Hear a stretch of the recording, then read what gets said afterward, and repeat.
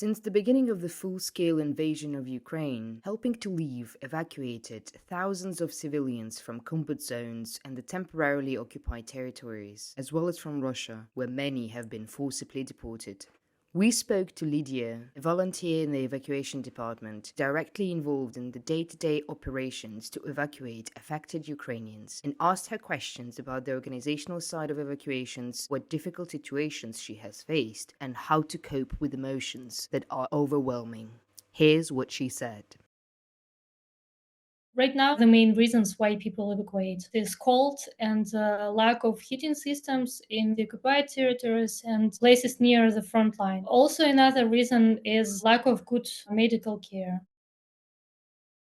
If we take a person who wants to evacuate, for example, from the Donetsk region, first they need to left dangerous zones where they can just take public transport. We need to send our grant volunteers there, and they need to take them to the safe place like Kramatorsk or Slaviansk. Then from these places, depends where they want to go. They can take a train, they can take a bus to the west regions of Ukraine, for example, to Lviv or Kiev. Then they need to take a bus or train to Poland, where the person can take a flight everywhere they need, far from Ukraine.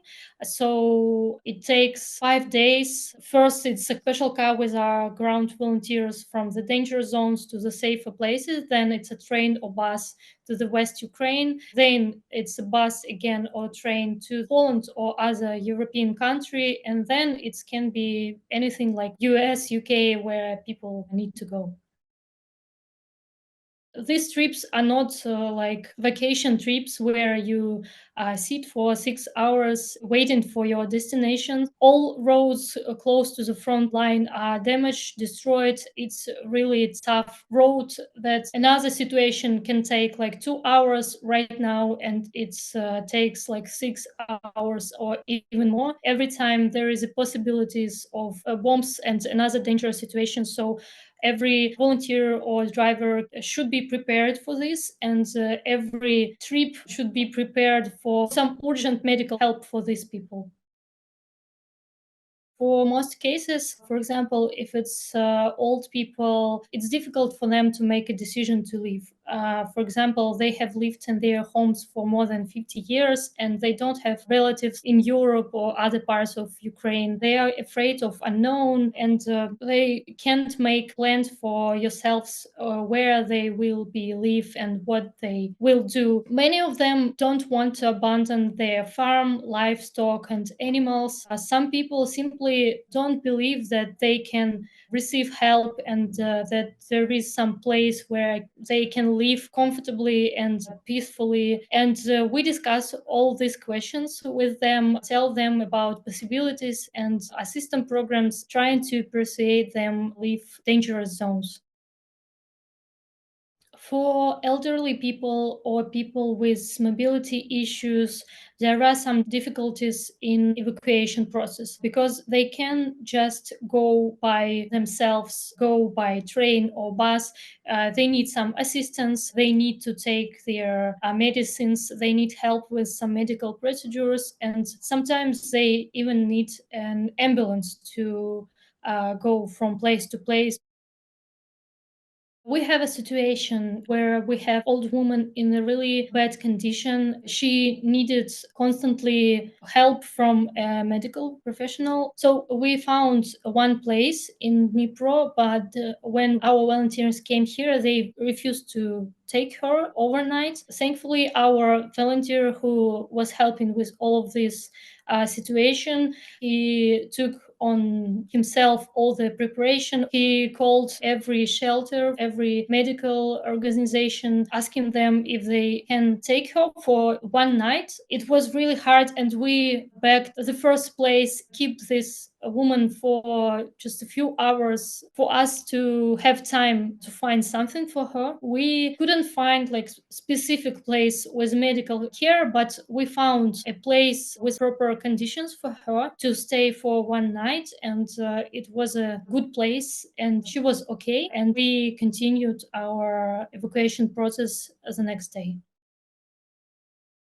The stable monthly donation amount help us to plan and manage all the upcoming evacuations, so we can understand how many people we can help this month, what help it can be, because we know that medical evacuations or evacuation for people with limited mobility cost more. We need to keep some money for these cases. Also, some people just don't have money to buy food for their trip. We need to prepare some money for this situation, for some urgent situation that happens all the time. Our car broke, our volunteers on the ground cars broke. If we know that some amount of money will be in some months, we will be sure that we can help this amount of people. We can evacuate people with limited mobility any possible comfortable way for them. We will be sure that our needs, for example, for repairing our cars, for some defense clothing for our volunteers, will be covered.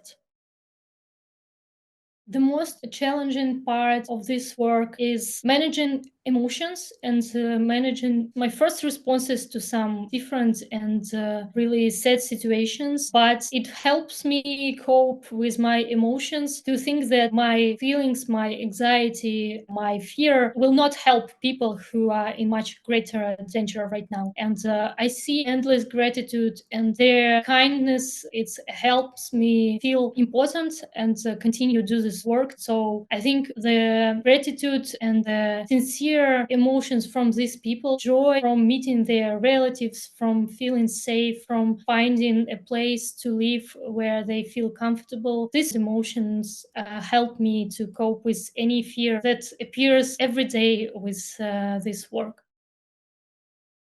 We literally can help people get out from hell, settle in a new place, meet their relatives, and finally feel safe. I believe that everyone has the right to be safe and deserve to have help in any situation. For me, this is the most direct way to help people they need help most. If you would like to learn more or make a donation, simply visit our website at the link below or visit our Patreon in this video's description.